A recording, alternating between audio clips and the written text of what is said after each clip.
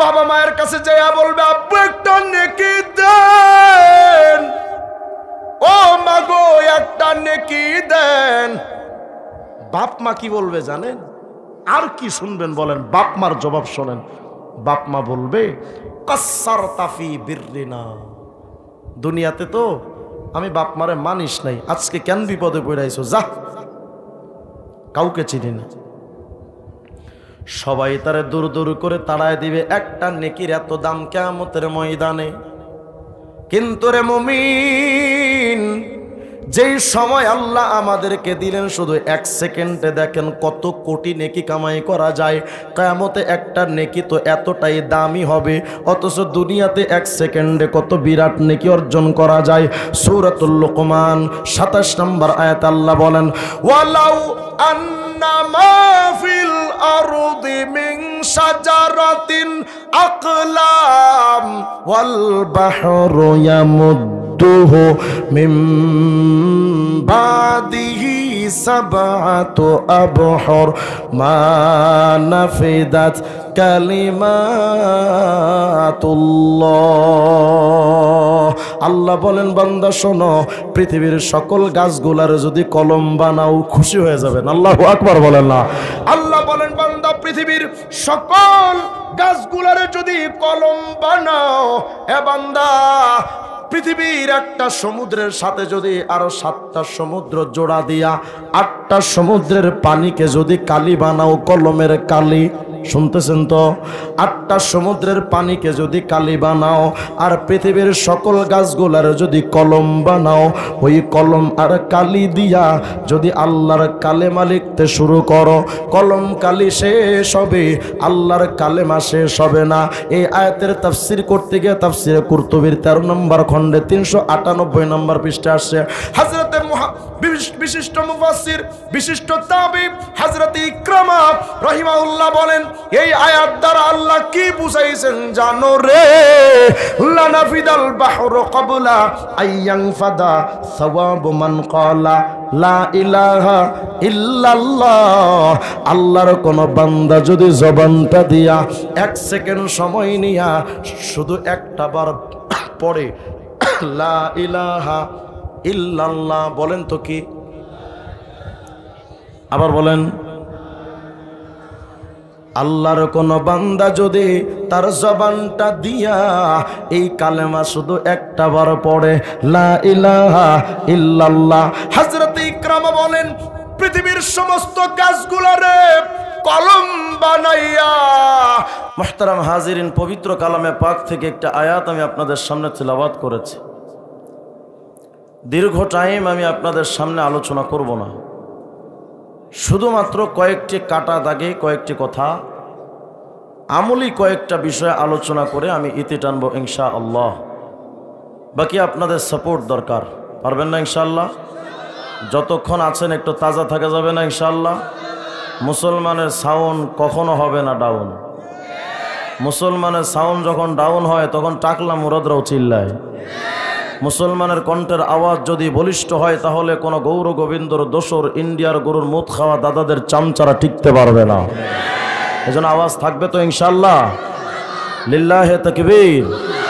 আল্লাহ আমাদের সবাইকে কবুল করেন। মুহতারাম হাজিরিন, পবিত্র কালামে পাকের মধ্যে আল্লাহ তাআলা বলেন, তাবারাকাল্লাযী বিয়াদিহিল মুলকু ওয়া হুয়া আলা কুল্লি শাইইন কাদির। সকল কিছুর ক্ষমতার মালিক মহান সত্তা কে?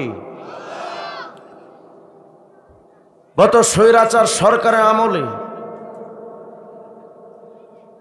আমি 2 বার গেছিলাম কারাগারে।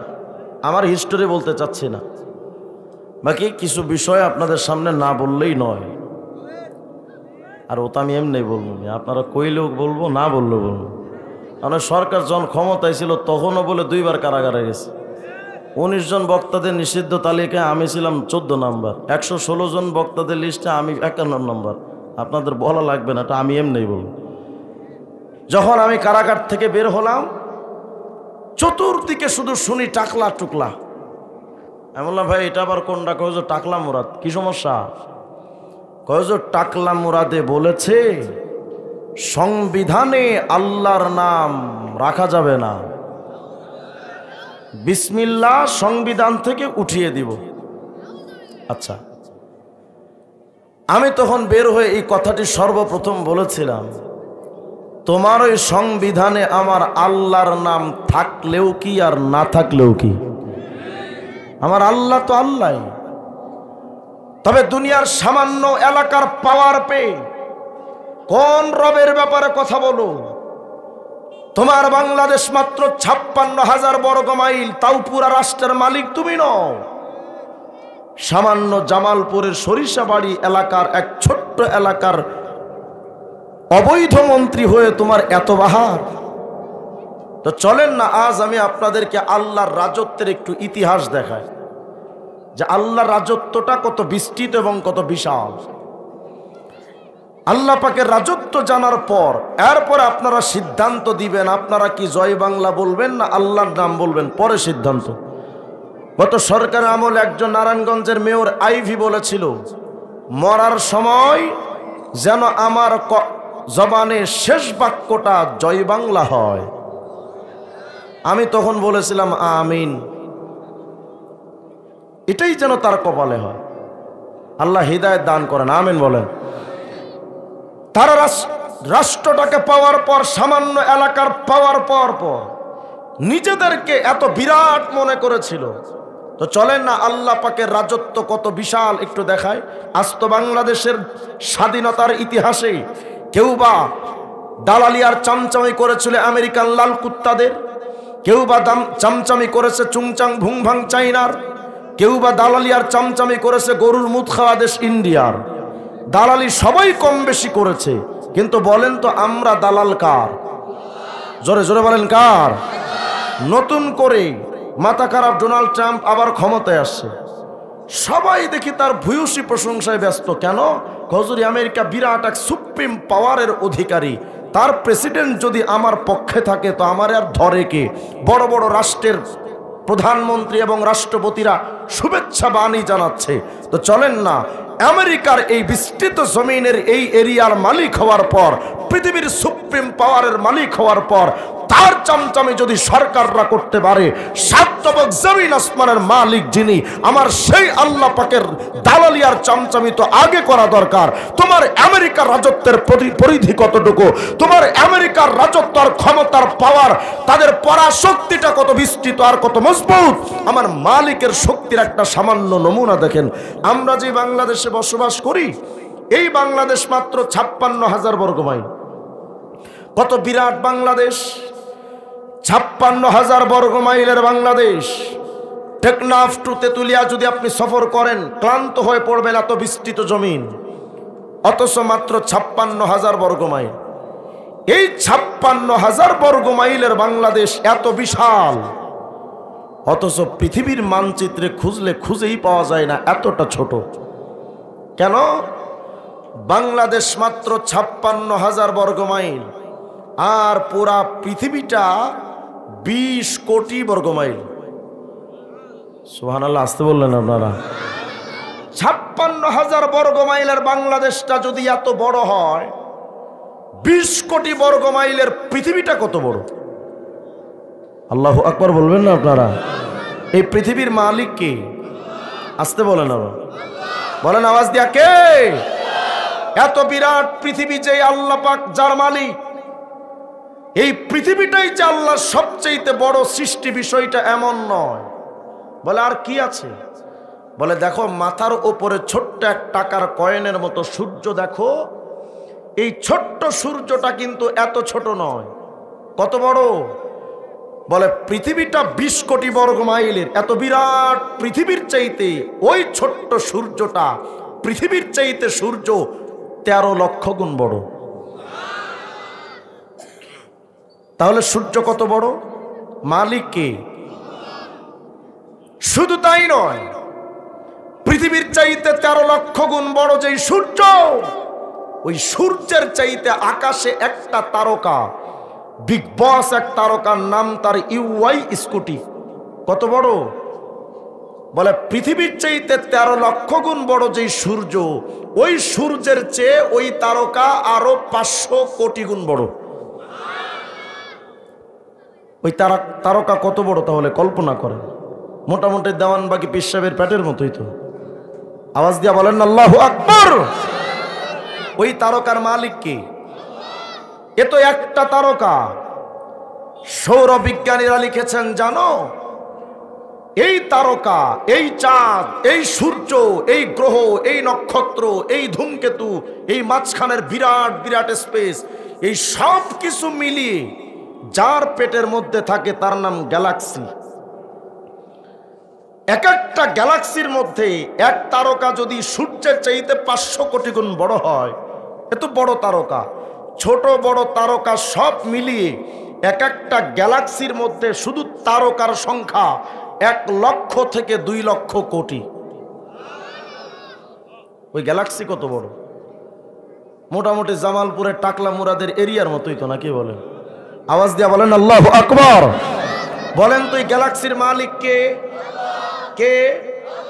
এই বিরাট বিরাট গ্যালাক্সি, আবার যার পেটের মধ্যে থাকে তার নাম গ্যালাক্সি গুচ্ছ। ওই গ্যালাক্সি গুচ্ছটা কত বড়? সৌরবিজ্ঞানীরা লিখেছেন মিয়া, এক একটা গ্যালাক্সি গুচ্ছের মধ্যে এত বিরাট বিরাট গ্যালাক্সি, একটা দুইটা শত হাজার না, কত? বলে একটা গ্যালাক্সি গুচ্ছের মধ্যে এত বিশাল বড় বড় গ্যালাক্সির সংখ্যা অন্তত 15,000 কোটি। ওই গ্যালাক্সি গুচ্ছ কত বড়? এত বিরাট গ্যালাক্সি গুচ্ছ আবার যার পেটের মধ্যে থাকে তার নাম মহাগ্যালাক্সি। মহাগ্যালাক্সি কত বড়? এগুলো আমগো মোল্লাদের কথা না, আপনাদের বিজ্ঞানী সায়েন্টিস্টরা লিখেছেন। অতএব আমরা মোল্লারা বলছি বলে অবিশ্বাস করে বসে থাকবেন, এটা তো হয় না। বিজ্ঞান তো সবাই বিশ্বাস করেন। তারা লিখলেন এক একটা মহাগ্যালাক্সির মধ্যে শুধু চাঁদ আর সূর্য আর গ্যালাক্সি গুচ্ছ নয়, একটা মহাগ্যালাক্সির মধ্যে গ্যালাক্সি গুচ্ছের সংখ্যা অন্তত 15,000 কোটি। মহাগ্যালাক্সিটা কত বড়? এই সব কিছু মহাশূন্যের ভেতরে, এই সব কিছু থাকে প্রথম আসমানের নিচে। মিয়া সাহেব, এই প্রথম আসমান আল্লাহ পাক সৃষ্টি করেছেন, এ তো শুধু একটা আসমান। আল্লাহ পাকের 7টা আসমানের মধ্যে সবচাইতে ছোট আসমান প্রথম আসমান, সবচাইতে বড় আসমান সপ্তম আসমান। ছোট আসমানটা যদি এত বিশাল হয়, সপ্তম আসমান কত বড়? আর 7 তবক জমিন আসমান পুরাটা কত বড়? আল্লাহু আকবার। আসতে বলেন আপনারা। কে বানালেন? এবার তো শুনলে আরো আশ্চর্য হয়ে যাবেন। তাফসীরে রুহুল মাআনি 8 নম্বর খণ্ডের 264 নম্বর পৃষ্ঠার বর্ণনা। সৈয়দনা মূসা আলাইহিস সালাম একদিন আল্লাহকে বলছেন, আল্লাহ আপনি তো জমিন আসমান বানালেন, ইতিয়াতু আন আও কারাহা আয়াতে তাফসীরের মধ্যে আসছে। আল্লামা সৈয়দ মাহমুদ বাগদাদি আলুসি রাহিমাহুল্লাহ লিখেছেন, দেখো মূসা আলাইহিস সালাম একদিন আল্লাহকে বলছেন, আল্লাহ এই 7 তবক জমিন আসমান বানিয়ে আপনি তো বলেছিলেন আসমান জমিন ইতিয়াতু আন আও কারাহা, আমি আল্লাহর কথা মতো চলবি। তো আল্লাহ আসমান জমিন তো আপনার কথা মতো চলে, কিন্তু আল্লাহ আমি মূসার জানতে চাওয়া, যদি এই আসমান আর জমিন আপনার অবাধ্য হয়ে আসয়াক, যদি অবাধ্য হতো, মা কুনতা সানিয়ান বিহিমা, ওই 7 তবক জমিন আসমান কথা না শুনলে আপনি কি করতেন? আমরা 3.5 হাত বডির মানুষই তো আল্লাহকে মানি না। তা আল্লাহ 7 তবক জমিন আসমান যদি আপনার কথা অমান্য করতো তা আপনি করতেনটা কি? এবার আল্লাহ কি বলে শোনেন। আল্লাহ রাব্বুল আলামিনটাকে বলেন, মূসা 7 তবক জমিন আসমান যদি আমি আল্লাহ পাকের কথা যদি না মানতো, না যদি শুনতো, রে মূসা তুমি কি মনে করো 7 তবক জমিন আসমান সবচেয়ে বড় সৃষ্টি নাকি? এরে মূসা 7 তবক জমিন আসমানের চাইতে আমি আল্লাহর অনেক বড় সৃষ্টি আছে। কি সেটা? কুনতু আমুরু দাব্বাতাম মিন দাওয়াবি ফাতাবতালিউহুমা। এরে মূসা স্পেশাল ব্রাঞ্চের মধ্যে আমি আল্লাহ পাক অনেকগুলো পশু বানায় রাখছি। আমার ওই এক একটা পশুগুলো কত বড় জানো রে মুসা? 7 তবক জমিন আসমান যদি আমি আল্লাহর কথা না শুনতো, আমার ওই একটা পশুরে যদি আমি আল্লাহ একটা বার শুধু হুকুম করতাম, 7 তবক জমিন আসমানটার একটা লুকমা বানায় গিলে ফালাইতো, কিন্তু এই পশুর গলায় আটকাতো না। পশুটার মুখ কত বড়, এত বিরাট মুখটা যে বডির সাথে সেই বডিটা কত বড়। সাইয়েদনা মুসা পয়গম্বর আল্লাহকে বলেন, রব এত বিরাট বিরাট পশু যে আপনি বানালেন, ফাইনা দাব্বা, তো আপনি রাখছেন কই? এত পশু আপনি রাখলেন কোথায় আল্লাহ? আল্লাহ বলেন, মুসা রে ফি মারজিম মুরুজি, মুসা আমি আল্লাহ অনেকগুলো ময়দান বানায় রাখছি, তো একটা ময়দানের মধ্যে সব পশু ঢুকায় রাখছি। আসতে গেলেন সুবহানাল্লাহ। ময়দানটা কত বড়, এত বিরাট বিরাট ময়দানের যে মালিক আপনার আমার রব, সে আল্লাহ কত মহান। আল্লাহু আকবার। ওই আল্লাহর নাম যদি বাংলাদেশের সংবিধানে না থাকে, তাইলে তো আল্লাহর বড্ড সমস্যা, মুসিবত না আল্লাহর জন্য। সান্দু কয় কি? এটা শুধু শেষ নয়, বা শোনেন, আল বিদায়া ওয়ান নিহায়া নামক কিতাবের মধ্যে হযরত ইবনে কাসির রাহিমাহুল্লাহ লিখলেন, 1 নম্বর খণ্ডের 11 নম্বর পৃষ্ঠার বর্ণনা, 7 তবক জমিন আসমান যত বড়। সূরা বাকারা 255 নম্বর আয়াতের মধ্যে আল্লাহ পাক আয়াতুল কুরসির মধ্যে বলেন, ওয়াসিয়া কুরসিয়ুহুস সামাওয়াতি ওয়াল আরদ, 7 তবক জমিন আসমানকে আল্লাহর কুরসি বেষ্টন করে রেখেছে। এর অর্থটা কি? 7 তবক জমিন আসমান কুরসির সামনে কতটা ক্ষুদ্র জানেন? হযরত ইবনে কাসির রাহমাতুল্লাহ আলাইহি তার কিতাবের মধ্যে লেখেন, শোনো, মাসসাবাওয়াতুস সাবউ ফিল কুরসিয়্যি, 7 তবক জমিন আসমান এতটা বড়। এই 7 তবক জমিন আসমান একত্রিত কইরা যদি কুরসির সামনে রাখা হয়, আল্লাহর কুরসিটা কত বড় জানো? কাহালকাতিন মুলকাত। এই 7 তবক জমিন আসমান কুরসির সামনে এতটা বড়, কাদারাহিম আসবাতিন উলকিয়াত ফি তুরস। হযরত ইবনে কাসির রাহিমাহুল্লাহ নকল করেন, 7 তবক জমিন আসমান এত বড়, কিন্তু আল্লাহর কুরসির সামনে 7 তবক জমিন আসমান এতটা ক্ষুদ্র। আগের জামানায় যুদ্ধের সময় যেই ঢালটা মানুষ ব্যবহার করত, তীর যেন না লাগে, এই ঢালটার মধ্যে যদি 7টা টাকার রূপার 7টা টাকার কয়েন যদি ফেলে রাখা হয়, একটা বড় ঢালের মধ্যে টাকার 7টা কয়েন যদি ফেলে রাখা হয়, ওই 7টা টাকার কয়েন দেখতে যতটা ছোট, আল্লাহর কুরসির সামনে 7 তবক জমিন আসমান 7টা টাকার কয়েনের মতো। আল্লাহর কুরসিটা কত বড়, এ তো আল্লাহর কুরসির হিসাবে। এবার চলেন তো আল্লাহর আরশ কত বড়।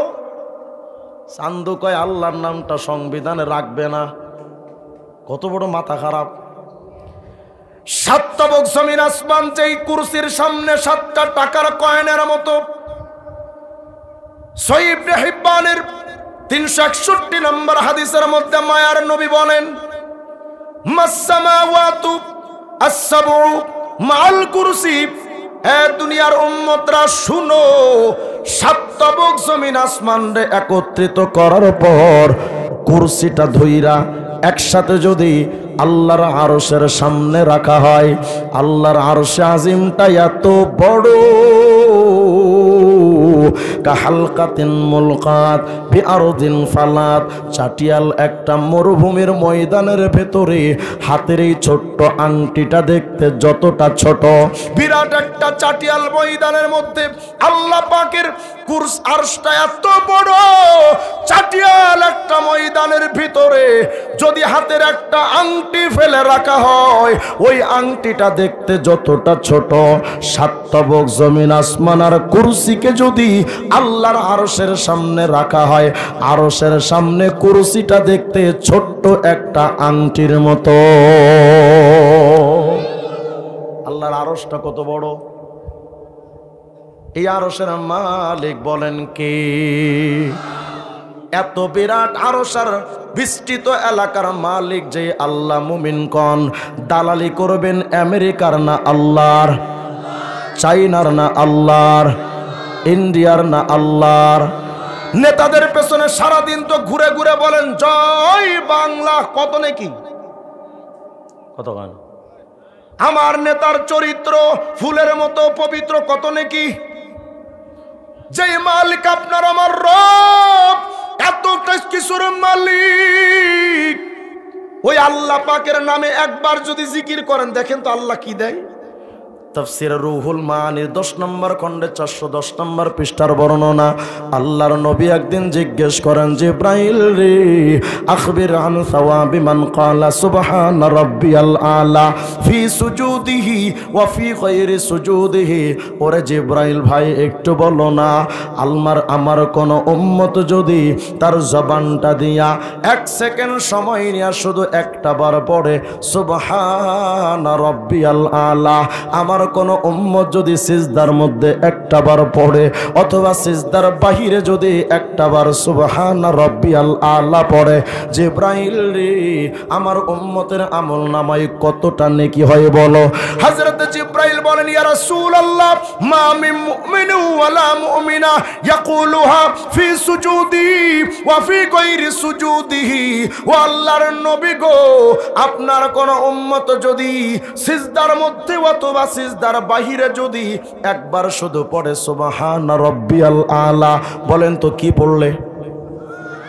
বলেন না কি বললে? নাকি জয় বাংলা? কি বলবে?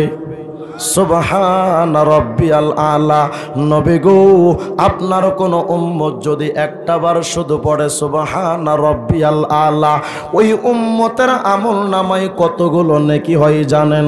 ইল্লা কানাত লাহু ফি মিজানিহি আসকালু মিনাল আরশ ওয়াল কুরসি ওয়া জিবালিদ দুনিয়া। ও গো আল্লাহর নবী, পৃথিবীর সকল পাহাড়গুলো একত্রিত কইরা যদি মিজানের একটা পাল্লায় যদি রাখা হয়, ওগো নবী, পৃথিবীর শুধু পাহাড়গুলো নয়, যে 7 তবক জমিন আসমান কুরসির সামনে 7টা টাকার কয়েনের মতো, ওই বিরাট কুরসিটা ধইরাও যদি মিজানের পাল্লায় রাখা হয়, নবী শুধু তাই নয়, এত বড় কুরসি যেই আরশের সামনে টাকার একটা ছোট্ট হাতের একটা ছোট্ট আংটির মতো, এত বিরাট যে আরশে আজিমটা নবী গো, ওই আরশে আজিমটা ধইরাও যদি মিজানের একটা পাল্লাই রাখা হয়, তার মানে একটা পাল্লার মধ্যে পৃথিবীর সকল পাহাড়গুলো, আল্লাহর বিরাট কুরসি এবং আরশে আজিম টোটালটা ধইরা যদি একটা মিজানের পাল্লাই রাখা হয়, ওগো নবী, একবার যদি কেউ পড়ে সুবহান রাব্বিয়াল আলা, জয় বাংলা পইরা তো লাভ নাই, নেতার পেছনে স্লোগান দিয়া তো লাভ নাই, একবার যদি কেউ পড়ে সুবহান রাব্বিয়াল আলা, এটা পড়ার মাধ্যমে যেই নেকিটা হয়, এই নেকিটা যদি মিজানের আরেকটা পাল্লাই রাখা হয়, এক পাল্লাই সুবহান রাব্বিয়াল আলার নেকি, আরেক পাল্লাই পৃথিবীর পাহাড় কুরসি আর আরশ। হযরত জিব্রাইল বলেন, ইয়া রাসূলুল্লাহ, আরশ কুরসি পৃথিবীর পাহাড় লইয়া মিজানের পাল্লাটা হালকা হয়ে যাবে, আর একবার সুবহান রাব্বিয়াল আলা পড়ার নেকির পাল্লাটা ভারী। বলেন না কি বলবেন? আবার বলেন, লস না লাভ? জয় বাংলা পড়লে কত নেকি, নেতার পেছনে স্লোগান দিলে কত নেকি, চায়ের দোকানে বসে বসে মুরব্বীরা যে আকিস বিড়িতে টান মারে আর গিবত করে কত নেকি। কত একবার বিড়িতে যদি টান দেয়, আর যদি বিড়িটা যে খাচ্ছে যদি বিড়ি খোর হয়, দেখবেন এমন টান দেয় চাপা চুপা ভাঙ্গা পুরা হিরো আলম ফেল। কত হয় না? একবার বিড়িতে টান দেওয়ার মাঝখানে 3 বার পড়া যায় সুবহান রাব্বিয়াল আলা। বিড়ি টানলে কোনো ফায়দা না জিকির করলে ফায়দা? তাহলে আজকে থেকে কি চলবে, বিড়ি না জিকির? বলেন বলেন, বিড়ি না জিকির? দোকানে আপনি পয়সা পয়সা গিবত করেন, মুরব্বী মানুষ দেখবেন, বুড়া বুড়া মানুষ চায়ের দোকানে বসে ও ভালো না, ও চোর, ও বাটপার, ও দুর্নীতিবাজ, ও 2 নাম্বার, ও চিটার, ও বাটপার, ও ভাউতাবাজ, ও ধোকাবাজ, সারাদিন বসে মানুষের গিবত, সবাই তার কাছে খারাপ। আর ওই মুরব্বী একমাত্র হাসান বসছে। যদি আপনার কাছে সবাই খারাপ হয়, তারা চুরি করে যদি কবিরা গুনাহ করেছে, আপনি গিবত করে আপনিও তো কবিরা গুনাহ করেন মুরব্বী। ও যদি খারাপ হয়, তুমি কেমনে ভালো? মনে করেন আমি আপনাকে বললাম যে লোকটা ভালো না, শুধু এতটুকু বলেছি, লোকটা ভালো না। 1 সেকেন্ড সময় লাগলো আমার জবান দিয়ে বের হতে, লোকটা ভালো না। কত নেকি? নেকি তো নাই, বরঞ্চ এই 1 সেকেন্ডের শব্দ দিয়া বললাম লোকটা ভালো না, একটা কবিরা গুনাহ 7000 বছর জাহান্নাম। 1 সেকেন্ড, 1 সেকেন্ডের গীবত দিয়া তুমি 7000 বছর জাহান্নাম কিনলাম। আর ওই মুরব্বী মসজিদের মধ্যে তসবির দানা নিয়ে পড়ছে সুবহান রাব্বিয়াল আলা, তার কত নেকি। তাহলে বলেন গীবত না জিকির? বলেন বলেন, গীবত না জিকির? যেই নেতাদের পেছনে সারাদিন আপনারা ঘোরেন, বিশ্বাস করেন মুমিন, সারা জীবন যেই নেতার পেছনে দৌড়াইলেন, ওই নেতার পেছনে যে সময় নষ্ট করলেন, টাকা নষ্ট করলেন, মেধা নষ্ট করলেন, স্মৃতিশক্তি নষ্ট করলেন, নিজের চিন্তা চেতনা নষ্ট করলেন, মানুষের কাছে কত মানুষের কাছে দুশ্মন হইলেন যেই নেতার জন্য। আল্লাহর কসম দিয়া বলল হানে যাব না, ওই নেতা যদি একবার ক্ষমতায় যায়, সংসদ ভবনে যদি যায়, ওই নেতা তোমারে লইয়া সংসদ ভবনে দাঁড়ায় বলবে না যে মাননীয় স্পিকার, বেলকুচিতে আমার একটা চান্দু সামসা আছে, তার নাম এই, ও অনেক ভালো মানুষ। জীবনে কোনোদিন বলবে? কথা হয় না। অথচ সামান্য এলাকার একজন নেতা, তার পেছনে এত কষ্ট করলা, তোমার নেতা সংসদ ভবনে দাঁড়ায়া তোমার নামটা লয় না। অথচ এই মালিকের নামে যদি একবার পড়েন সুবহান রাব্বিয়াল আলা, একটা বার যদি ওই মালিকের নামে এই তাসবিহটা একটা বার পড়ো, আল্লাহ পাক কি করেন জানেন? তোমার নেতা তো সংসদ সদস্যদের সামনে দাঁড়ায় তোমার নাম নেবে না, কিন্তু একবার যদি জয় বাংলা বাদ দিয়া পড়ো সুবহান রাব্বিয়াল আলা, আল্লাহ কি করেন জানেন? সকল ফেরেশতাদেরকে ডাক দেন। সুবহানাল্লাহ বলে না? সব ফেরেশতাদেরকে ডাক দিয়া আল্লাহ বলেন, ফেরেশতারা দেখ, সাদাকা আব্দি আনা ফাওকা কুল্লি শাই লাইসা ফাওকি শাই। এই ফেরেশতা দেখ, আমার এই বেলকুচির মুসলমান এই বান্দা জীবনে কোনোদিন আমি আল্লাহর দেখে নাই, আমি আল্লাহর রাজত্বের ইতিহাসটা আমার বান্দা নিজের চোখে দেখে নাই, না দেখে আমার বান্দা আমার বড়ত্বের তাসবিহটা পড়লো। আসলেই তো ফেরেশতা, আনা ফাওকা কুল্লি শাই, আমি আল্লাহ সব কিছুর ঊর্ধ্বে, লাইসা ফাওকি শাই, আমার উপরে তো কিচ্ছু নাই। আমার বান্দা না দেই কাজে বিশ্বাস করেছে। এই ফেরেশতারা ইশহাদু ইয়া মালাইকাতি, এরা ফেরেশতারা তোমরা সাক্ষী থাকো, আমার বান্দা তো আমার তাসবিহ পয়রা তার দায়িত্বটা পালন করলো, আমি আল্লাহ আমারও তো একটা দায়িত্ব আছে। আন্নী কদ গফারতু লি আবদি, আমি বান্দার জীবনের গুনাহগুলো মাফ করে দিলাম। জয় বাংলা না সুবহান রাব্বিয়াল আলা। নেতার পেছনে স্লোগান না আল্লাহর তাকবীর। বলেন জিকির হবে কার? এখানেই আপনার আবার সুবহান রাব্বিয়াল আলা নেকি এখানে শেষ হয় নাই, আরো আছে, শুনলে খুশি হয়ে যাবেন। আল্লাহু আকবার। কতগুলো নেকি হয় এবার দেখেন কি পুরস্কার সামনে। আল্লাহ পাক বলেন ফেরেশতারা সাক্ষী থাকো, আমার বান্দার গুনাহ মাফ করে দিলাম। শুধু তাই নয়, এই ফেরেশতা শুনো, হযরত জিবরাইল বলেন ইয়া রাসূলুল্লাহ, ওই বান্দাটা যখন মারা যাবে, ফাইদা মাতা, ওই বান্দা যখন মারা যাবে তখন তার জীবনে একটা বড় প্রাপ্তি আছে। কি প্রাপ্তি নবী গো? মানুষ মরার পর তো আপন বলে কেউ থাকে না, বাপ তো তাকে দূর দূর করে তাড়ায় দেয়, মা জননী হয়তো কাঁদে কিন্তু মাও তো তাড়ায় দেয়, ঘরে রাখে না। কিয়ামতের ময়দানে আপন বলে তো কেউ কারো রবে না। ইয়াউমা ইয়াফিরুল মারউ মিন আখি ওয়া উম্মিহি ওয়া আবি ওয়া সাহিবাতিহি ওয়া বানি লিকুল্লি ইমরিইম মিনহুম ইয়াউমাইদিন শানুই ইগুনি। কিয়ামতের ময়দানে ভাই ভাইয়ের আপন থাকে না, মা তার সন্তানের আপন থাকে না। এই আয়াতের তাফসীর খুলে দেখেন, অসংখ্য তাফাসীরের কিতাবের মধ্যে আসছে আউয়াল মা ইয়াফিরু মিন বানিহি নূহ। কিয়ামতের ময়দানে নূহ আলাইহিস সালামের কাছে তার সন্তান যাবে, গিয়া বলবে আব্বু আজকে কিয়ামতে বড্ড বিপদে পড়ে গেছি, বাজান রে আমি তোমার ঔরসের সেই কেনাআন বলছি, আমাকে একটু দয়া করে বাঁচায় লন না। নিজের সন্তানকে দেখে হযরত নূহ আলাইহিস সালাম একটা দৌড় মারবে, কে আমার সন্তান? কাউরে আমি চিনি না। কে আমার সন্তান? কে আমার বাচ্চা? কে আমার বাবা? আমি নূহ আলাইহিস সালাম আজকে কিয়ামতে কাউরে চিনি না। নিজের সন্তানকে দেখে নূহ নবী একটা দৌড় দিবেন, কে আমি কাউরে চিনি না। আউয়াল মা ইয়াফিরু মিন বানিহি ইব্রাহিম। কিয়ামতের ময়দানে ইব্রাহিম আলাইহিস সালামের কাছে তার বাবা আজর যাবে, গিয়া বলবে ইব্রাহিম রে তুমি তো আল্লাহর খলিলুল্লাহ, আজকে কিয়ামতে আমাকে একটু বাঁচালো না।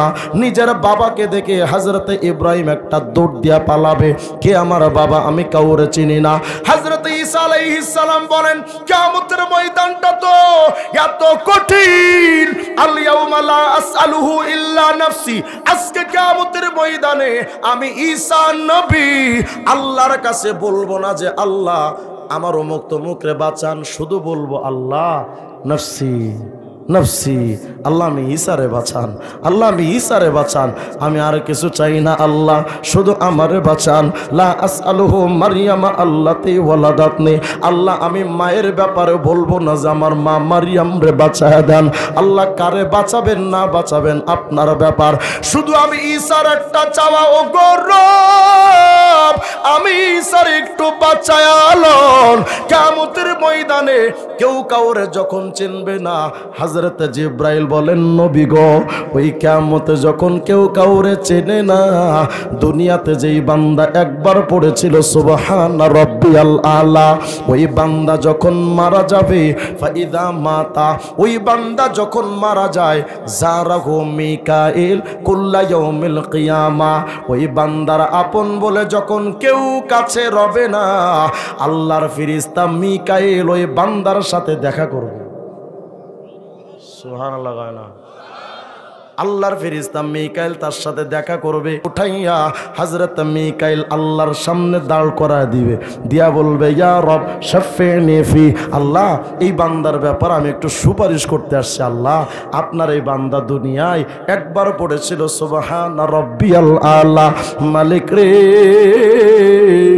তোমার এই বান্দার ব্যাপারে আমি মিকাইল সুপারিশ করতে আসছে, তুমি কবুল করো, তোমার এই বান্দাকে মাফ করে দাও। আল্লাহ পাক সাথে সাথে জবাব দেন শাফাতুকা ফি, আরে মিকাইল রে আমার এই বান্দার ব্যাপারে তুমি যে সুপারিশ করেছো, আমি আল্লাহ আমার এই বান্দার ব্যাপারে তোমার সুপারিশ কবুল করলাম। এখন তোমার সামনে একটা কাজ কি জানো? ইযহাব বিহি ইলাল জান্নাহ, আমার এই বান্দার হাতটা ধইরা আমার জান্নাতে ঢুকা দাও। কয়বারে সুবহান রাব্বিয়াল আলা বলেন তো, বলেন সুবহান রাব্বিয়াল আলা, আবার বলেন, আবার বলেন। কত মিনিট সময় লাগছে? 1 মিনিট? 1 সেকেন্ডও লাগছে? 1 সেকেন্ডটা তো বিরাট নাকি? অথচ আমরা এতটা গাফেল, দিন রাত 24 ঘন্টা চলে যায়, নামাজে কোনো রকম একটু পড়ি, তাও কিভাবে? নামাজে সিজদাই তো 3 বার পড়া দরকার, আমরা পড়ি কেমনে? আল্লাহু আকবার আগেই শেষ, সিজদায় যাওয়ার সময় সুবহান রাব্বিয়াল আলা, সিজদায় গিয়ে একবার, উঠার সময় আর একবার সুবহান রাব্বিয়াল আলা বলতে বলতে উঠে বসে আল্লাহু আকবার। কত হয়? অথচ পড়ার নিয়ম কি? সিজদার মধ্যে গিয়ে ইতমিনানের সাথে শান্ত মেজাজে তিনবার পড়া সুবহানা রাব্বিয়াল আলা, সুবহানা রাব্বিয়াল আলা, সুবহানা রাব্বিয়াল আলা। একবার পড়লে যদি এত নেকি হয় যে আল্লাহর বান্দা সিজদায় তিনবার পড়লো, আবার যদি কেউ 5 বার পড়ে, কেউ যদি 7 বার পড়লো, কেউ যদি 9 বার 11 বার পড়ে, একবার পড়লে যদি এত ফজিলত হয়, প্রতিবার সিজদায় 11 বার যদি পড়েন কত নেকি। আর আমরা নামাজ পড়ি সিজদায় ঠোকর ঠোকর ওটার নাম, অথচ আমাদের নবী যার জিন্দেগিতে কোনো গুনাহ ছিল না, আম্মা জান আয়েশা সিদ্দিকা বলেছেন, বুখারীর হাদিস, মুসলিমে আসে, আম্মা জান আয়েশা সিদ্দিকা বলেন, এই সাহাবীরা, লা তাসআল আন হুসনিহিন্না ওয়া তুলিহিন্না, আমার স্বামী মুহাম্মদের নামাজের সৌন্দর্যতা, দীর্ঘতা তোমরা আমারে জিগায়ও না যে নবীর নামাজ কত সুন্দর আর কত দীর্ঘ ছিল, আমারে জিগায়ও না, আমি তোমাদের সে জবাব আর বর্ণনা দিতে পারবো না, এত চমৎকার ছিল নামাজ। নবীর নামাজ কেমন আর আমাদের নামাজ কেমন? নবী বলেছেন, সাল্লু কামা রাআইতুমুনি উসাল্লি, নামাজ সেইভাবে পড়ো যেভাবে আমাকে পড়তে দেখো। তো নবী নামাজ পড়লেন কিভাবে আর আমরা পড়ি কেমনে? 10 রাকাত নামাজ পড়তে 4 মিনিট টাইম, কি যে পড়ে আল্লাহই ভালো জানে। এখানে অনেক বুড়া বুড়া মুরব্বী আবার এমন আছে, বোম মারলেও সূরা ফাতিহাটা পড়তে পারবে না, কত কয়। আর 4টা সূরা, ও তো পৃথিবীর 8ম আশ্চর্য। আর তাহাজ্জুদ, আরে ওটাকে এই যুগ, ওটা এখন আর চলে টলে না, কথা কয় না। হায়রে আফসোস, একবার মালিকের নামে জিকির করলে কত ফায়দা। এবার শোনেন, কি বিরক্ত হচ্ছেন না তো আপনারা? বিরক্ত হয় না, এগুলো এই ওয়াজগুলো বেশি শোনা দরকার। এখন তো মাহফিলের ওয়াজ কেমন হয়ে গেছে, হুজুর আপনি তাহিরি আঙ্কেলের মতো একটু ডিজে নাচ দেন আর বক্তাদের মতো একটু বিড়ি টানেন তো আপনি ভাইরাল বক্তা। লজ্জা শরম তো থাকা দরকার যে একজন আলেম এত হাজার লক্ষ মানুষের সামনে এগুলো করে কেমনে, লজ্জা তো থাকা দরকার। এই মিম্বারের চেয়ারগুলো রাসূলের আমানত, এই মিম্বারগুলো তো নাচানাচির জন্য না, এটা তো সার্কাসের ময়দান না। দুঃখ হয় আপনাদের জন্য, আপনাদের রুচি নষ্ট হওয়ার কারণে বক্তাদের রুচি নষ্ট হয়েছে। আপনারা চান যে ওগুলো, এজন্য বক্তারা আনে ওগুলো, বলে দিবেন স্টেট কাট করে, বক্তারা আসলে হুজুর খবরদার কিতাব থেকে বয়ান করেন, না পারলে জানগা, টাকা যেটা চাইছিলেন নিয়ে জানগা, আপনার অস করার দরকার নাই। আলটিমেটাম দিয়া দেন। আমি বিশ্বাস করি যদি এই বাংলাদেশে বক্তাদের আলটিমেটাম দেওয়া হতো যে কিতাব পড়ে বয়ান করবেন, আমার মনে হয় 1 লক্ষ বক্তা থাকলে মাত্র 20-30 জন বক্তা ঠিক তো সব পড়ে যেত। ওয়াজের জন্য তো এখন ডিগ্রি লাগে না, শিক্ষা দীক্ষা লাগে না, বাংলা কিতাব পড়ে আর ওই সিরিয়ালের কিছু গান টান, ছায়াছবির কিছু ঘটনা শুনে আর কিছু গান শিখে বাস বয়ান। নাউযুবিল্লাহি মিন যালিক। আপনারা যদি এই মেজাজ তৈরি করেন যে হুজুর আমরা আমলি বয়ান শুনবো, কিছু বক্তা আছে দেখবেন আইসা সারাক্ষণ শুধু হুদা চিল্লাচিল্লি। চিল্লানি কি সবার জবানে মানায়? চিল্লানির জন্য মামুনুল হকের জবান দরকার। সব জবান থেকে আলতু ফালতু চিল্লানি চলে না। আমি একসময় চিল্লা বয়ান করতাম, কিন্তু বাদ দিয়ে ফেলছি। কেন জানেন? দূর মিয়া, আমি যেটা পারবো না সেটা বললাম লাভ কি আমার? আমি যেটা পারবো আমি ততটুকু বলি, লাভ কি? আখের মানুষের কোনো ফায়দা হয় না। মাঝখানে কথাগুলো কেন বললাম?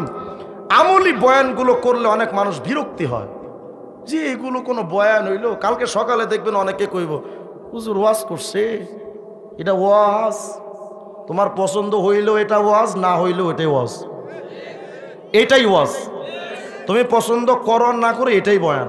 এগুলো বেশি শুনেন। আজকে থেকে সিজদায় যখন পড়বেন সুবহানা রাব্বিয়াল আলা, যখন ভাববেন এত বিরাট নেকি, মজা লাগবে না লাগবে না?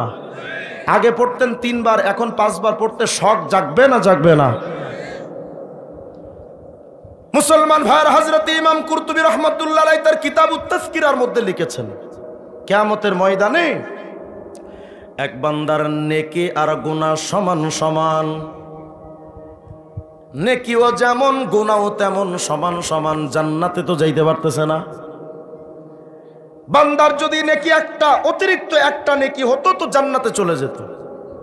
আল্লাহ পাক তখন তারে বলবেন, বান্দা একটা কাজ কর, তোর না দুনিয়াতে অনেক আপন মানুষ ছিল, একটা নেকি যদি কোনো জায়গা থেকে একটু ভিক্ষা বুক্ষা করে আনতে পারিস, কনফার্ম জান্নাত।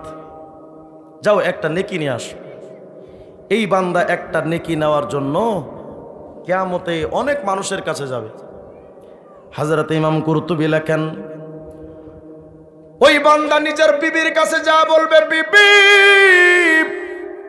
আইয়ুব আলিন কুনতুলাক, ও বিবি রে আমার একটু বলো, আমি তোমার কেমন স্বামী ছিলাম বলো না একটু। বিবি বলবে, নেমাল বালু কুমতালি, আপনি কতই না ভালো স্বামী ছিলেন আমার। কতুসনি বিখাইরিন মাস্তাতাত, যথাসম্ভব তার জবান দিয়া প্রশংসা করতে থাকবে, আপনি এমন এমন স্বামী ছিলেন, আপনি আমার জন্য জান আর জীবন ছিলেন, আপনি কোনোদিন আমাকে জান কলিজা ছাড়া ডাকতেন না, আপনি কোনোদিন খাবার আর ফুল টুল না নিয়ে ঘরে ফিরতেন না, আমি যখন যেটা চাইছিলাম গহনা শাড়ি কাপড় সাথে সাথে হাজির করেছেন, আপনার মতো গুড হাজব্যান্ড আর হতে পারে না, ভূয়সী প্রশংসা করতে থাকবে। স্বামী তখন বলবে, বিবি আমি দুনিয়াতে কত কিছু না তোমার জন্য করছি, কিন্তু বিবি আমি তো কখনো তোমার কাছে কিছু চাই নাই, কিন্তু আজকে আমি তোমার কাছে আসছি বিবি রে, ফাইন্নী আতলুবু মিনকি হাসানাতান ওয়াহিদা, আরে বিবি আমি তোমার কাছ থেকে একটা নেকি চাই, একটা নেকি যদি আমার দিতে আমি নিশ্চিত জান্নাতে চলে যেতাম। একটা নেকি কি দেওয়া যায়? বিবি কি বলবে জানেন? মা আইসারা মা তলাবতা, কি সহজ নেকি চায় বসছেন আপনি, এতই সহজ যে দুনিয়াতে কিয়ামতে আপনি নেকি চাইলেন সহজে, আর আমি আপনারা দিয়া দিলাম। খিফতু আইয়া খিফা মিজানি, এই স্বামী আমি যদি আপনাকে একটা নেকি দেই, হতে তো পারে আমার গুনাহের পাল্লাটা ভারী, নেকির পাল্লা হালকা হয়ে যাবে। স্বামী যতই আপনি বিপদে পড়ে না যাই করেন, নেকি আমি দিব না, অন্য কিছু চান। বিবি তারে তাড়ায়া দিবে। স্বামীটা মনে মনে ভাববে, বউ তো দিল না, আমার ঔরসের কলিজার টুকরা সন্তান, সন্তানদের কাছে যদি আমি বাবা হয়ে হাত পাতাই, আমার সন্তানরা তো আমার তাড়াইয়া দেবে না। নিজের সন্তানদের কাছে যাবে, যা বলবে, ইয়া বুনাইয়া আইয়ু আবিন কুনতু লাকুম, সন্তান রে বলো না আমি তোমাদের কেমন বাবা ছিলাম। ভূয়সী প্রশংসা করবে, আপনি এমন এমন বাবা ছিলেন আপনার তুলনা চলে না। বাবা তখন ডেকে বলবে, সন্তান শুধুমাত্র আজকে কিয়ামতের ময়দানে একটা নেকির কারণে আজকে কিয়ামতে ধরা খেয়ে গেছি বাজান রে, আমার একটা নেকি দে, জান্নাতে চলে যায়। সন্তান একই জবাব দিবে, খিফতু আইয়া খিফা মিজানি, আমার ভয় হয় না জানে গুনার পাল্লা ভারী, নেকির পাল্লা হালকা হয়ে যায় কিনা। আব্বু যতই চিল্লান আর যাই কিছু চান, নেকি দেব না। সবাই দৌড় দৌড় করে তাড়ায় দিবে। আর এক বর্ণনায় আসছে, কিয়ামতে নিজের ভাইয়ের কাছে গিয়া বলবে, ভাইয়া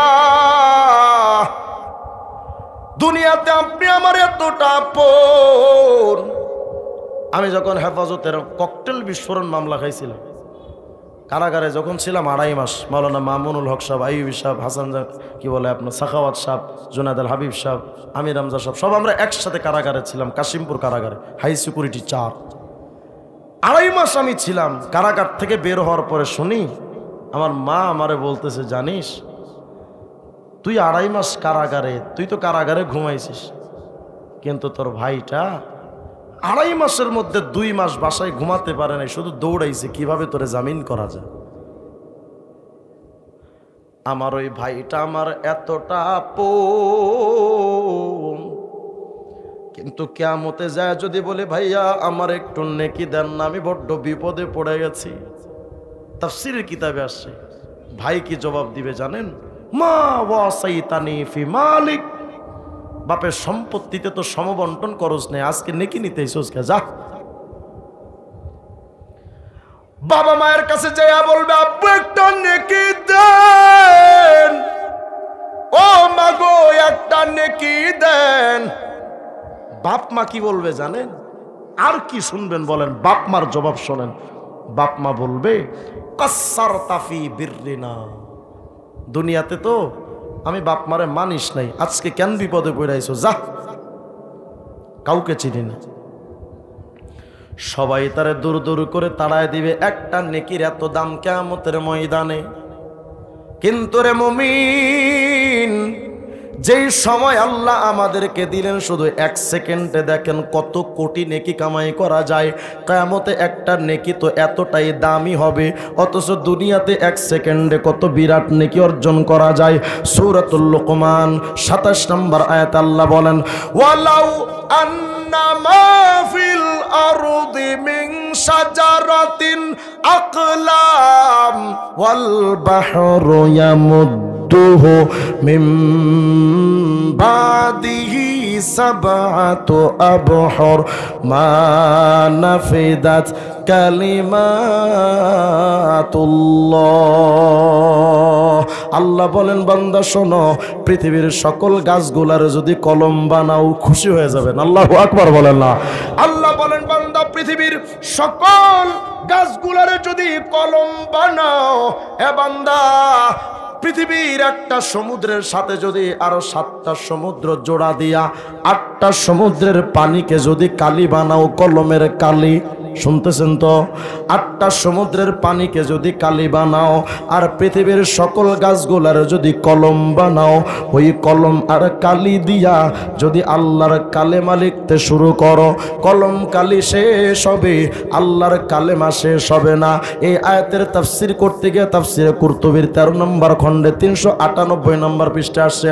হযরতে বিশিষ্ট মুফাসসির, বিশিষ্ট তাবী হযরত ইকরামা রাহিমাহুল্লাহ বলেন, এই আয়াত দ্বারা আল্লাহ কি বুঝাইছেন জানো রে? লানাফিদাল বাহরু ক্বাবলা আইয়ানফাদা সাওয়াবু মান ক্বালা লা ইলাহা ইল্লাল্লাহ। আল্লাহর কোন বান্দা যদি জবানটা দিয়া 1 সেকেন্ড সময় নিয়া শুধু একটা বার পড়ে লা ইলাহা ইল্লাল্লাহ, বলেন তো কি, আবার বলেন, আল্লাহর কোন বান্দা যদি তার জবানটা দিয়া এই কালেমা শুধু একটা বার পড়ে লা ইলাহা ইল্লাল্লাহ, হযরত ইকরামা বলেন, পৃথিবীর সমস্ত গাছগুলোরে কলম বানাইয়া 8টা সমুদ্রের পানির কালি বানায়া ওই কলমার কালি দিয়া যদি একবার কালেমে তৈয়বার জিকিরের নেকি লেখা শুরু করো, 8টা সমুদ্রের পানির কালি শেষ হয়ে যাবে, কিন্তু একবার কালেমে তৈয়বার জিকিরের নেকি লেখা শেষ হবে না। জয় বাংলা না কালেমা, কথা কয় না। জিকির হবে কার? না না, কেল্লা বাবা, আট্রসি বাবা, চন্দ্রপাড়া, এনায়তপুরি বাবা, সারাদিন শুধু বৈশা মুর্শিদে মুর্শিদে কইরা আমার ঘুম আসে না শয়নে আমারে বুলি মাগ মুর্শিদে কেমন নাই মাশাআল্লাহ। আয় হায়, এগুলা আচ্ছা বলেন তো, এই জিকির বাবার বাবা জিকির যদি সারা জিন্দেগি কোন মুসলমান করে 1-4 পয়সার দাম নাই, তো মালিকের নামে একবার বলবেন সুবহানাল্লাহ, আলহামদুলিল্লাহ, লা ইলাহা ইল্লাল্লাহ, সুবহানা রাব্বিয়াল আলা, কত বিরাট নেকি। তাহলে জিকির বাবা না আল্লাহ? বলেন বলেন, বাবা না আল্লাহ? এখন তো কিছু কিছু মানুষ শুধু বাবার দরবারে গিয়ে পড়ে থাকে, বাবারে সেজদা দেয়, রবরে সেজদা দেয় না। কথা কয় না? বাবার কদমে গিয়ে সেজদা দেয় মাথাটা লাগায়া। মালিকের দরবারে যদি সেজদা দেওয়ার কথা হয়, শুনলাম এদিকে কোন এক পীর আছে, কিছু মুরিদ কয় নামাজ জীবনে একবারই পড়ব, আছে না? কারা কয় যেন এটা? বাইর দিলা বাহের বাড়ি, বাহের পাগলা, আসলেই পাগল এরা, বাহের পাগলা। হেরা কয় শুনলাম নামাজের মতো নামাজ জীবনে একবারই যথেষ্ট, ওর চাইতে আমার নবীর ঈমান কম। আসতে কোন কে আপনারা? এই বাহের পাগল ছাগলের চাইতে সাহাবায়ে কেরামের ঈমান দুর্বল, আমার নবীর মারেফাত এই ছাগলদের চাইতে কম না বেশি? আমার নবী নামাজ কি জীবনে একবার পড়ছেন না সারা জিন্দগি? এমনকি আমার নবী ইন্তেকালের আগে পড়েছেন আসসালাত আসসালাত, নামাজের ব্যাপারে সতর্ক হও। আমার নবীর নামাজ লাগে, তোর নামাজ লাগে না। তো হিসাব করে দেখলাম নবীর নামাজ লাগে, নবী ওয়ালাদেরও নামাজ লাগে, শয়তানের নামাজ লাগে না, বাহির পাগলারও নামাজ লাগে না। তো বাহির পাগলার মধ্যে আর শয়তানের মধ্যে কোনো তফাৎ থাকে না। কোন পাগল ছাগলের কাছে দৌড়ান আপনারা বলেন তো আমার? আমি এগুলো পীর। ভাববেন না যে আমি পীর বিরোধী মানুষ, আল্লাহর কসম আমিও পীরের মুরিদ। আমার পীর ছিলেন কায়েদে মিল্লাত আল্লামা জুনায়েদ বাবুনগরী রাহিমাহুল্লাহ। আমার বর্তমান পীর মুফতি আব্দুল ওয়াহিদ কাসিমি দামাত বারাকাতুম। কসম খোদার, আমার পীর যদি কোনোদিন আমাকে বলে নামাজ এক ওয়াক্ত হলেই যথেষ্ট, এমন পীরকে আমি মানি না। আমার পীর বড় না আল্লাহ বড়? আমার পীর বড় না নবী বড়? আস্তাগফিরুল্লাহাল আযীম, লা হাওলা ওয়ালা কুওয়াতা ইল্লা বিল্লাহিল আলিয়্যিল আযীম। বাবার কাছে গিয়ে কয়, বাবা সন্তান দে। খবর নিয়ে দেখলাম বাবারই সন্তান নাই। কথা কয় না? সন্তান দেওয়ার মালিক কে? বলেন না জোরে, কে? কোন বাবা, কোন মাজার? আপনাদের এলাকার অনেক মহিলারা দেখবেন বাচ্চা হয় না, বাপের কাছে দৌড় দেয়। যায় না? যায় না? বলেন তো সন্তান দেওয়ার মালিক কে? এটা তো একটা বড় মাদ্রাসা। অনেক বুজুর্গ ওলামায়ে কেরাম, মুস্তাহিদ ওলামায়ে কেরাম স্টেজে আছেন। আমি ভুল বললে হুজুরা দয়া করে স্টেজ থেকে আমাকে নামায় দিয়েন। আমি সচেতনতার সাথে দাওরা হাদিসে বেফাকুল মাদারিসের আরবি, আমি আলহামদুলিল্লাহ মুমতাজ ছাত্র, পড়াশোনা ছাড়া কথা বলেন। আমি চ্যালেঞ্জ করে বলছি, সন্তান দেওয়ার মালিক পীর তো দূরের কথা, সন্তান দেওয়ার মালিক কোন নবীও না। কোন নবীর ক্ষমতাও নেই কাউকে সন্তান দেওয়া। যদি নবীরা সন্তান দিতে পারতেন, ইব্রাহিম খলিলুল্লাহর বয়স কত? 86 বছর, সন্তান নাই। আল্লাহকে বলছেন রব্বি হাবলি মিনাস সালিহিন, আল্লাহ আমি ইব্রাহিমের একটা সন্তান দেন না। ইব্রাহিম আলাইহিস সালাম খলিলুল্লাহ সন্তান চাইলেন কার কাছে? তুমি পীরের কাছে কেমনে চাও? জাকারিয়া আলাইহিস সালামের চুল দাড়ি পেকে গেছে, সন্তান নাই। কোরআন শরীফে ঘটনা দুটো, ইব্রাহিম আর জাকারিয়া আলাইহিস সালামের ঘটনা আল্লাহ নিজে কোরআনে বয়ান করেছেন। জাকারিয়া আলাইহিস সালামের সন্তান নাই, আল্লাহ আমি জাকারিয়া একটা সন্তান দেন। তো জাকারিয়া নবীও সন্তান চাইলেন কার কাছে? তুমি চাইলা পীরের কাছে। এমনকি আমাদের নবী 11 জন বিবি ছিলেন, আমাদের নবীর 11 জন, আম্মাজান খাদিজাতুল কুবরা ছাড়া আর 10 জন স্ত্রীর কারো গর্ভে নবীর সন্তান ছিল। কথা কয় না? জানেন না মনে হয় আপনারা? জানলে জবাব দেন না। আম্মাজান খাদিজাতুল কুবরা ছাড়া আর কোন বিবির ঘরে নবীর সন্তান ছিল? কেন? আমার নবী এবং তার স্ত্রীদের যৌবন ছিল না? সেই জামানায় কি জন্ম নিয়ন্ত্রণের সিস্টেম ছিল? থাকলেও কি নবীর কাছ থেকে এমন প্রত্যাশা কোনো উম্মত বিশ্বাস করতে পারে?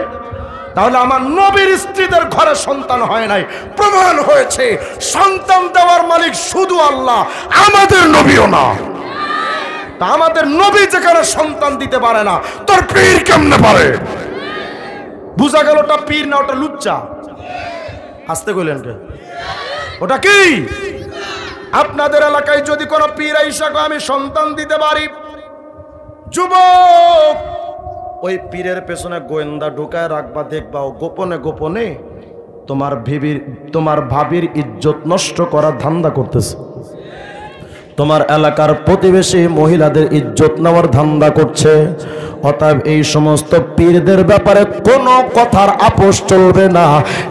এদেরকে যেখানে পাবেন জুতা পিটা করে পিঠের চামড়া তুলে ফেলা দরকার। ফুটপাতে এক পাগল পড়ে আছে, অন্ধ, কি চোখে দেখে না।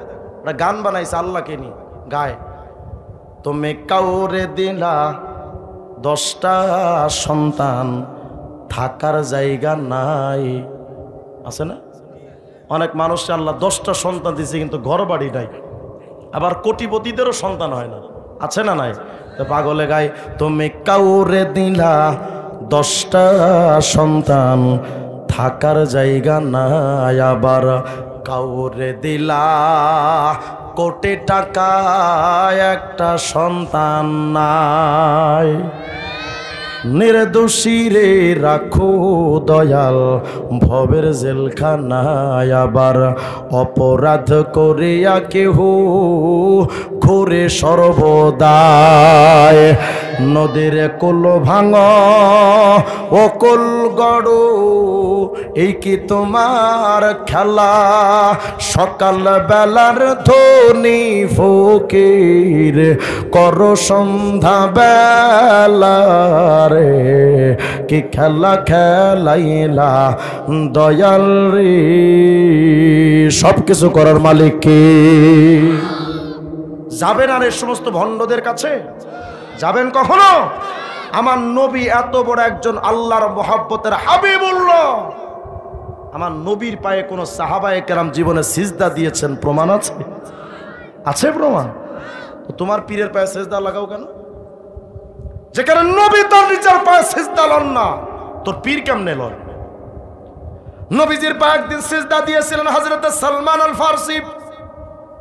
ভালো করে শুনেন, এরা হয়তো এটা দিয়ে দলিল দিবে সালমান ফারসি তো নবীর পায়ে সিজদা দিয়েছিলেন। হ্যাঁ, আমি স্বীকার করলাম সালমান আর ফারসি আমার নবীর পায়ে একদিন সিজদা দিলেন। কোন একটা এলাকায় গেছিলেন, এসে নবীর পায়ে সিজদায় পড়ে গেলেন। কিন্তু এর পরের অংশ তো জানতে হবে, শুধু এতটুকু জানলে তো হবে না। যখন সিজদা দিয়েছেন, মায়ার নবী হযরত সালমানকে বলছেন, এই সালমান খবরদার, লা তাসজুদ লিয়া সালমান, খবরদার সালমান, আমার পায়ে সিজদা দিচ্ছ কেন? উঠো, আমার পায়ে সিজদা দিবে না। কি করবে? ওয়াসজুদ লিল হাইয়্যিল্লাযী লা ইয়ামুত, এমন আল্লাহকে সিজদা দাও যেই আল্লাহ কখনো মৃত্যুবরণ করবে না। তাহলে সিজদা পাওয়ার যোগ্য তিনি, যিনি কখনো মরবেন না। তিনি কে? আল্লাহ বলেছেন আমৃত্যু চিরঞ্জীব চির সত্য আল্লাহকে সিজদা দাও, আর ওরা মরা পীরের কবরে সিজদা দেয়। আল্লাহ আমাদের হিদায়াত দান করেন। সুস্পষ্ট ফতোয়া শোনেন, বুঝে শুনে সচেতনতার সাথে ফতোয়া দিচ্ছি। যারা পীরের কাছে সন্তান চেয়েছে, যারা পীরের পায়ে সিজদা দিয়েছে, যারা পীরের কাছে ভাগ্যের পরিবর্তন চেয়েছে, যারা পীরের কথা অনুযায়ী নামাজ প্রয়োজন মনে করছে না, যারা আল্লাহর ইবাদত আর শরীয়তকে তারা গ্রহণ করছে না, যারা মনে করে মারেফাত হলেই চলে, শরীয়ত লাগে না, আমি হাজার কোটি বার আল্লাহর নামে কসম করে বলছি, ওরা যতদিন পর্যন্ত নতুন কালেমা পড়ে মুসলমান না হবে, টাটকা কাফের। এরা কি?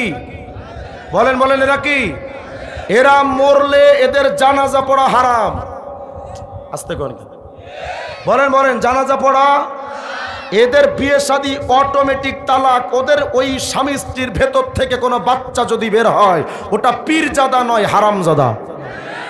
ওদের জন্য কোন, ওরা মরলে ওদেরকে কোনো ইমাম যদি জানাজা পড়ায় বুঝে শুনে, ওই ইমামও কাফের। কথা হয় না? মুশরিকের জন্য মাগফিরাতে দোয়া করা জায়েজ না হারাম? কোরআন শরীফের আয়াত। আল্লাহ পাক বলেন, খবরদার নবী মুশরিকদের জন্য মাগফিরাতে দোয়া করবেন না। কোন ইমাম যদি জানে যে সে মুশরিক ছিল, এরপরও যদি ইমাম তার জায়েজ মনে করে মাগফিরাতে দোয়া করে, হারাম রে হালাল মনে করলে ইমাম থাকে না, তো ইমাম কেমনে মুমিন থাকবে? ইমামও কাফের। আল্লাহ আমাদের হিদায়াত দান করেন, আমিন বলেন। জিকির হবে কার? শেষ আর একটা আমলের সবক দিয়ে যে আগামীকাল জুমা, শেষ আর একটা সবক। তাফসিরে রাজির 1 নম্বর খণ্ডে 225 নম্বর পৃষ্ঠার বর্ণনা। ইমাম রাজি বলছেন, আলহামদুলিল্লাহ সামানিয়াতু আহরুফ। আলহামদুলিল্লাহ একটা জিকির আছে না? বলেন তো আলহামদুলিল্লাহ, আরো জোরে বলেন আলহামদুলিল্লাহ। ইমাম রাজি বলেন, আল্লাহর বান্দা শোনো, আলহামদুলিল্লাহ সামানিয়াতু আহরুফ। আলহামদুলিল্লাহ শব্দটার মধ্যে 8টা হরফ আছে। বলেন তো কয়টা? আলিফ লাম হা মিম দাল লাম লাম হা। বলেন কয়টা? ইমাম রাজি বলেন, আলহামদুলিল্লাহর হরফ 8টা। ওয়া আবওয়াবুল জান্নাহ, ওয়া আবওয়াবুল জান্নাতি সামানিয়া, জান্নাতের দরজা 8টা। আলহামদুলিল্লাহর হরফ 8টা, জান্নাতের দরজাও 8টা। ইমাম রাজি বলেন আল্লাহর বান্দা শোনো, ফামান ক্বালা হাযিহি সামানিয়া আন সাফাই কলবিহি ইস্তাহাক্কা সামানিয়াতা আবওয়াবিল জান্নাহ। আল্লাহর কোন বান্দা যদি পরিষ্কার একটা অন্তর লইয়া ওই 18 ফের আলহামদুলিল্লাহ একটা বার যদি কয়, জান্নাতের 8টা দরওয়াজা টাস টাস করে খুলে যায়। জিকির করবেন কার? করব তো ইনশাআল্লাহ। আল্লাহ তাআলা আমাদের সকলকেই জবানটাকে বেশি বেশি জিকিরের দ্বারা তাজা করা তৌফিক দান করেন, বলেন আমিন। আল্লাহ তাআলা আজকের মজমাকে কবুল করেন, বলেন আমিন।